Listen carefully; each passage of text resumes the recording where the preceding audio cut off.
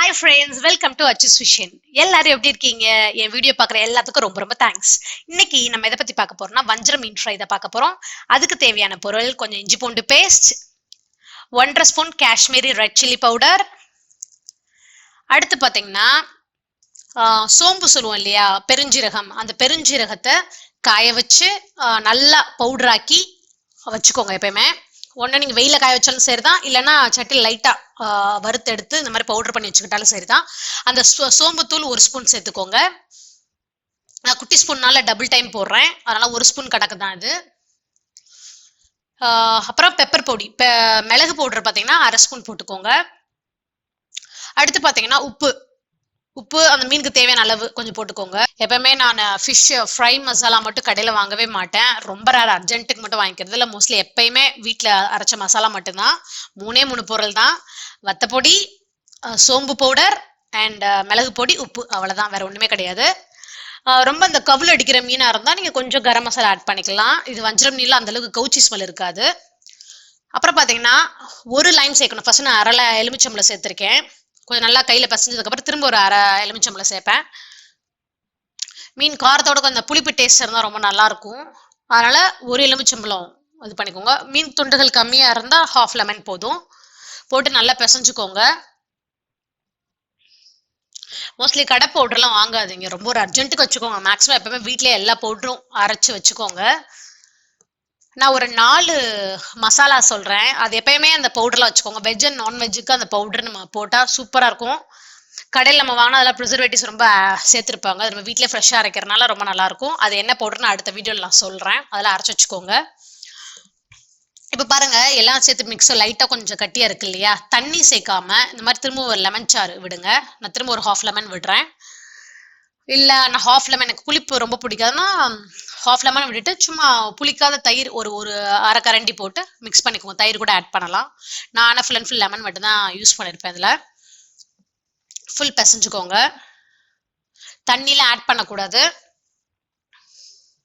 இப்போ நல்லா மிக்ஸ் பண்ண மசாலாவை மீனில் எல்லா இடமும் படுற மாதிரி நல்லா அப்ளை பண்ணிக்கோங்க கையாலேயே.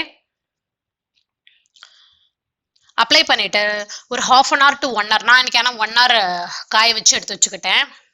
தனியாக எடுத்து வச்சுக்கோங்க. 1 hour கழிச்சு பொரிங்க. அப்போ தான் மசாலா நல்லா அந்த 1 hour இறங்கினதுக்கப்புறம் பொரிக்கும் போது ரொம்ப டேஸ்ட் நல்லாயிருக்கும். நல்லா எல்லா மீனுங்களையும் இந்த மாதிரி நல்லா ஃபுல் அப்ளை பண்ணி எடுத்து வச்சுக்கோங்க.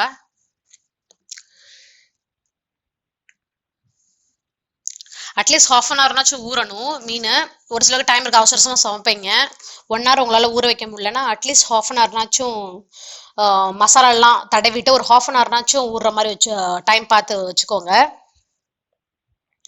வஞ்சர மீனுக்கு மட்டும் தான் இப்படியா? அப்படிலாம் கிடையாது. நான் எந்த மீன் வாங்கினாலும் இந்த ஸ்டைலில் தான் பண்ணுவேன். டேஸ்ட் ரொம்ப நல்லாயிருக்கும். அப்புறம் ஒரு இரும்பு தோசைக்கல்லை எடுத்துட்டு லைட்டாக ஆயில் தடவிட்டு கொஞ்சம் விட்டுக்கோங்க எண்ணெய். நான் இன்னைக்கு ரீஃபைண்ட் ஆயில் தான் விட்டுருக்கேன். எண்ணெய் சூடானதுக்கப்புறம் மீன் துண்டுகளை போடுங்க. மோஸ்ட்லி மீன் பொரிக்கும் போது பார்த்தீங்கன்னா நீங்கள் வடச்சட்டியில் எண்ணெய் ஊற்றி அப்படிலாம் பொரிக்காதீங்க.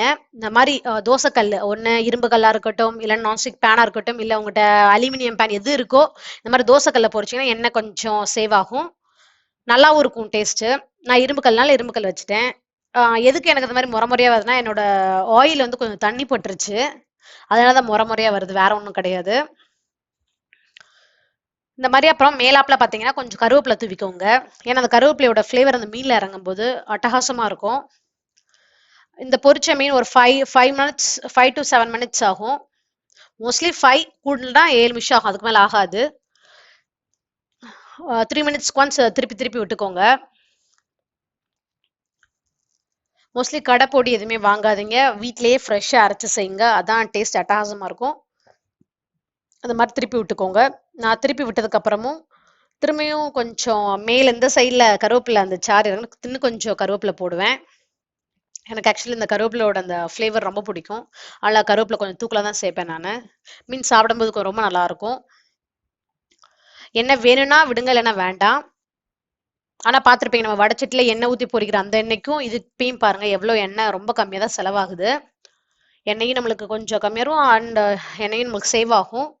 அப்புறம் நம்மளுக்கு ஹெல்த்துக்கு ரொம்ப ஆயில் எடுத்துக்க கூடாது இல்லையா, அதனால தான்.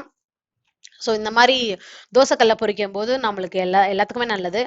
அப்புறம் இந்த மாதிரி ஒரு துண்டுகளா போட்டு பொரிங்க. இந்த மாதிரி ஒரு மீனா எல்லாத்தையும் போட்டு பொரிச்சு எடுத்து வச்சுக்கோங்க.